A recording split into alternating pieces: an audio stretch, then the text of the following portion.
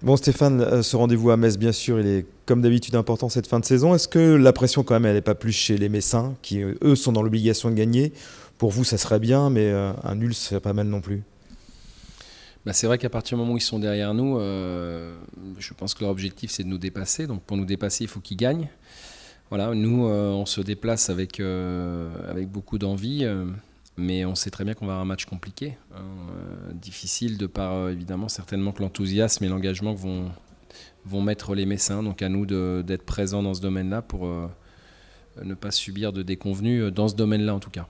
Vous avez imaginé dans un coin de votre tête perdre ce match, hein, qui est envisageable? Bah, on ne le souhaite pas évidemment, mais on sait qu'en football, voilà, tout peut arriver et on peut aussi gagner. Mais bon, comme tous les matchs, et comme tous ces matchs sont extrêmement serrés, on sait aussi que le résultat peut nous être défavorable. Quoi qu'il arrive, qu'on gagne ou qu'il y ait match nul ou qu'on perde, le championnat ne s'arrête pas après cette journée-là, malheureusement, parce que sinon on se poserait pas ces questions, on serait sauvé. Mais le championnat aura encore certainement quelques rebondissements après ce match. Il en restera 4.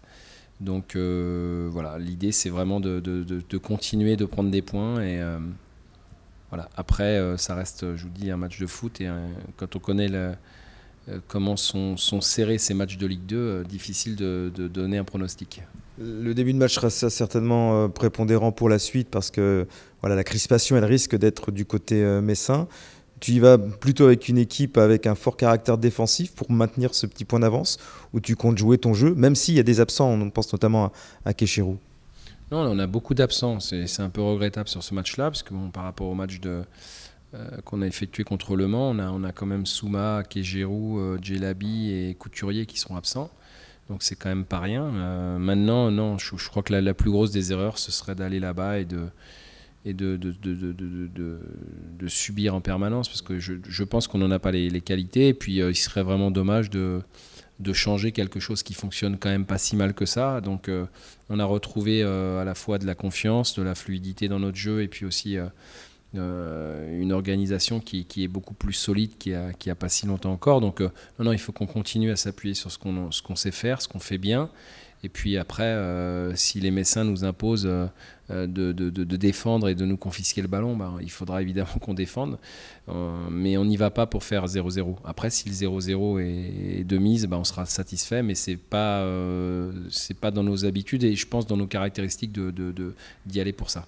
Avec toutes les défections, les suspendus, les blessés, tu intègres encore un nouveau, Jean-Pierre Nsamé, qui aura peut-être des chances de rentrer. Parle-nous un petit peu plus de ce garçon.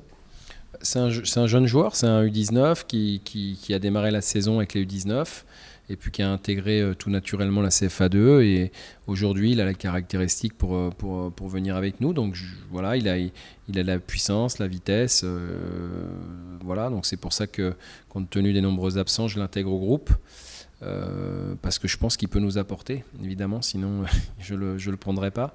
Et c'est aussi des signes à un moment donné aussi pour tout le monde que voilà, la jeunesse, bah, je considère que c'est plus une qualité qu'un défaut. Donc quand on a des jeunes qui ont, semble-t-il, du potentiel, il est important non seulement de le voir, mais aussi de les intégrer pour qu'ils puissent nous apporter. Jusqu'ici, ça nous a plutôt bien réussi. Donc j'espère qu'il fera comme tous ces petits camarades qui ont eu l'opportunité d'intégrer l'équipe. Voilà, maintenant, je sais qu'il peut nous apporter. Maintenant, on n'est pas là pour lui mettre la pression. Si il doit rentrer dans le match, je sais qu'il donnera le meilleur de lui-même. En tout cas, rien ne vous sera épargné cette saison, hein. Vous étiez sur une dynamique avec un groupe qui ne bougeait pas et la patatras encore. Il y a des absents, des blessés. Il est temps que ça se termine quand même. Ouais, voilà, il faut pas lâcher la rampe maintenant, comme on dit, parce que c'est pas le moment. Mais c'est vrai que bon, quand on fera le bilan au final, on s'apercevra que ça aura été une année quand même avec beaucoup de. Alors, je sais pas si on peut appeler ça de la malchance, mais en tout cas, il aura fallu souvent trouver des parades et des solutions parce qu'on n'a pas été gâté par le sort, quoi. Pour conclure sur le sujet, l'exemple le plus frappant, c'est Claudio Kéjiro, quoi. Triple fracture de la pommette, opération de main. Bon, voilà, c'est des choses qui n'arrivent pas souvent, mais entre Jérémy Hénin, entre lui, entre Stevie Riga, c'est des blessures graves et longues.